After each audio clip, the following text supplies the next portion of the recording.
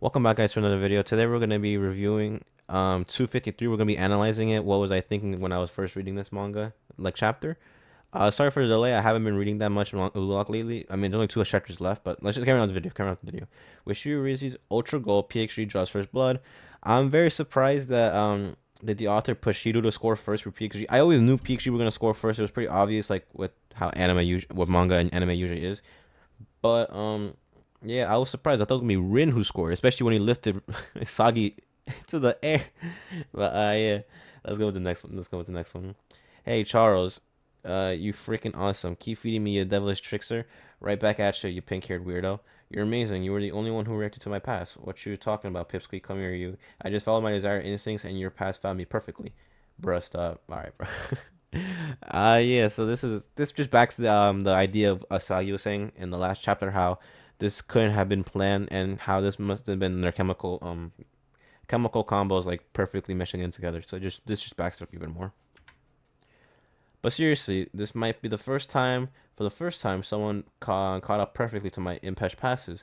A first of many, my partner. In this match, the Devilish Weirdo combo is going to be an explosive rampage. Weirdo's Bonsai, awesome and awesome. And then Julian Loki. Yeah, this is just them glazing each other more, but really, that's I can't really say too much about it. They're just glazing each other for the few panels, so.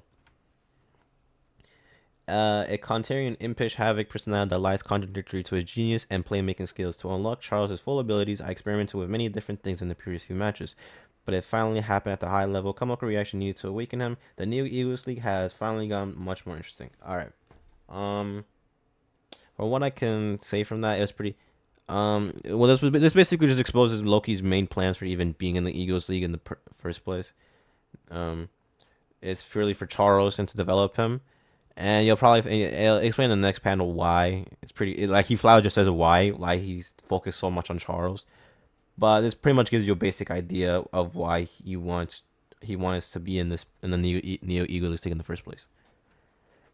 Encountering an all of this world striker will help a playmaker reach even greater heights. The faster Charles develops, it won't be long before I surpass you. No, yep, he explains it right there and then why he wants it to be, why he wants all that, why he wants Charles to grow as fast as possible. Because although yes, Charles is 15, Loki's only 17. Like they're not that far apart. Like they can be a partner duo for many years to come. So it makes sense why he wants Charles to develop as fast as he can. So when the time comes, he can surpass Noah, which is pretty obvious from this panel. Hey, VIR, what are you? Are you fucking blind? That goal should be disallowed. Rin grabbed Isagi and prevented Isagi from playing defense. No, they probably won't overturn it. To tell you the truth, I fouled Rin first when I went for the steal clip. But since Rin managed to keep possession and got off a quality shot, VAR will probably determine it as an advantage played. Yeah, so I'm pretty sure the author knew that, or maybe from the reviews, he was like, "How is that just not a foul?" I'm assuming he didn't. I'm assuming he Actually, no. He planned it from the start, but the author probably knew that the fans were gonna go crazy for the foul. But I guess he explained it later, like how he went in for the foul first, actually. So I guess that explains that. How I was also confused, dummy confused um when he first lifted him up in the air. I'm like, bro, is it catching the meanest airtime? And he's still no foul. I'm like, nah, that's kind of crazy. But it explains here that he fouled first. That's why. After VAR review, the stand calls. What the fuck is that? I'm gonna go up there and kick your dude. Chill. It's not worth getting a card for this. More importantly, I have to analyze and understand the mechanism behind Shido's goal. First, without a doubt, everyone on the field was playing at their absolute best, but the fact that no one reacted to those two outrageous combinations. Um, let's continue to the next panel so I can develop on that one. Simple means that simply playing according to the perfect scenario we envision isn't enough to score goals. Before, if we managed to produce our perfect scenarios, we could easily score one or two goals. But with both teams playing at such a high level, simply engaging our scenarios isn't good enough. From watching him play, I knew that Charles is a dangerous player, but the fact that he's still developing makes him even scarier. And his pass just now, it felt like he was laughing down at us. Damn, he's a little Charles, basically a little bro. Alright. So it means that simply playing to the perfect scenario we envision isn't enough to score goals. So I'm assuming what he's making my like sometimes for what he can say between these two is that sometimes it just takes pure quality plays to score a goal. Sometimes even like the sometimes the plans aren't gonna go to effect, and the only things that can come from it the only time you can score a goal is when you have a moment of brilliance. I'm assuming in real football standards, it's just basically saying when the tactics don't work, so you just need a moment of brilliance to really push through the goal. This is, in my opinion, this is what I see. This is what I think when I see this. Like, you know, just like the chemical combination is just a moment of brilliance. I'm assuming what I think. An impish past, an impish past that screamed otherworldly, and then Shido's pursuit of ecstasy responded and crossed with Charles's past. Looking at those two just now, they didn't plan or practice that play beforehand. Rather, they clashed and crossed their best performances to produce that goal. Yeah, a moment of brilliance is what I think is called like just a moment of brilliance where two guys are just are not they're not synced, but their brilliance is their brilliance is so that how you say it, they're both going OD try hard and they just all happen to match. I like yeah, a moment of brilliance in real football terms. I don't know. That's the best way I can explain it. In that case, it's similar to that. It's similar to the goal and Hiyori and I teamed up on.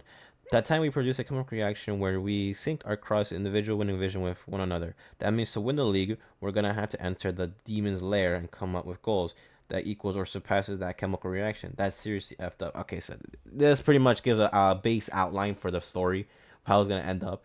I highly doubt like the plans are gonna go to the plans are gonna work. I'm assuming everything's gonna happen with moments of brilliance where somebody screws up or somebody. I won't be surprised if Isagi like unlocks a new stage of his metavision. Honestly, in this thing from the way from the way he's talking.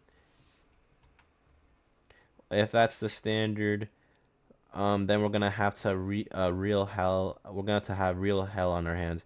Since we have to change our entire thought process, I want to ask you to time the reorganize quickly. Isagi-kun, you want to join? Yeah. Looks like we'll have to constantly clash our winning visions to win this. Okay, so let's do a quick recap. Ego told us the most important thing is hunger. Once that what we currently desire the most is the key to our originality. Okay, so they don't want to be a copy and paste. All right. The hunger provides hints that allow us to perform an achievable challenge. Achievable challenge, egotism, focus. If we fully immerse ourselves in our challenge, it produces a chemical reaction. Flow. Yep. Challenge to winning vision. You can play at your absolute peak with your top performance, and then you can manage to recreate the perfect scenario that you would envision. Okay, so he's basically giving a. So the author just gave like a play-by-play book on how a chemical reaction. So that's pretty standard. That's pretty in your face. Nothing really to say on that one. What we currently desire is the most of this key to our community. But Shido's goal wasn't the work of just winning visions exactly. You must cross your winning visions with someone else to pull this off. That means we have to recreate it. What the? How loud were they speaking? How loud were they speaking? Um, Okay, so in real football terms, it's literally just, like I'll keep saying it's just a moment of brilliance. It's like when Bruno makes a like when Bruno Fernandez makes a long ass pass, like a long cross, and then Rashford's at the end of it just blitz it. When the chemical reactions just sync, you know. That's basically what they're saying. What I think. Well, that's what I interpret it as in real football, and how it happened in real football. Score a goal that surpasses the goal you scored in the last match. You too can do it. Am I wrong? Damn. Damn that ego. If we don't keep those two under control, they'll keep getting more uncontrollable and we'll lose. Listen up, we're tweaking the game plan. You're going to man mark pink hair. You're going to man mark pink hair over there. All right. Who was he pointing to? Oh, fuck. Oh, I can't believe Kunagami Rensuke restrict and steal Shido's freedom. Yes, sir. Oh shit! Oh, I completely forgot about this. Oh fuck. You see those eyes? You see those eyes, bro? What the heck? Nah, he's dead giving PTSD. Now that's gonna turn into fucking pure rage. Oh, I'm counting on you, Cyborg. All right, you ain't gonna just work all over us. An eye for an eye, goal for a goal. It's time to strike back. Piss off. An eye for an eye. Time to counterattack. Nah, Rensuke about locked fuck in. I even predicted this, bro. I even predicted this in the last chapter that he's like Rensuke is about to pull some devious shit, bro. I mean, everyone predicted it, but like I knew it was gonna be like next chapter or the next chapter. But I was right. Next chapter is gonna when they really focus on Rensuke. Not really focus, but they focus. They give him like the storyline for him and Shidu, like the comeback. That's fucking fire, dude. I'm actually pretty hyped for 254 now. I'm pretty sure it already came out. I gotta read it. I'm gonna read it right now. But and I'll make a video when I finish reading it. But yeah, that's basically it, guys. This was a pretty. I wouldn't say it's really hard to analyze this because it's really just talking about stuff. There's no really actual. There's no gameplay at all. What am I saying? There's no game like the actual game has paused, so there's not really much to analyze here. So it's kind of hard to analyze this. But yeah, thank you guys for watching. Next chapter, I'm assuming they're gonna actually finally start playing, so it's gonna be very easy to analyze next chapter. But yeah, that's pretty much it. Thank you guys for watching. I'll see you next time. Peace out.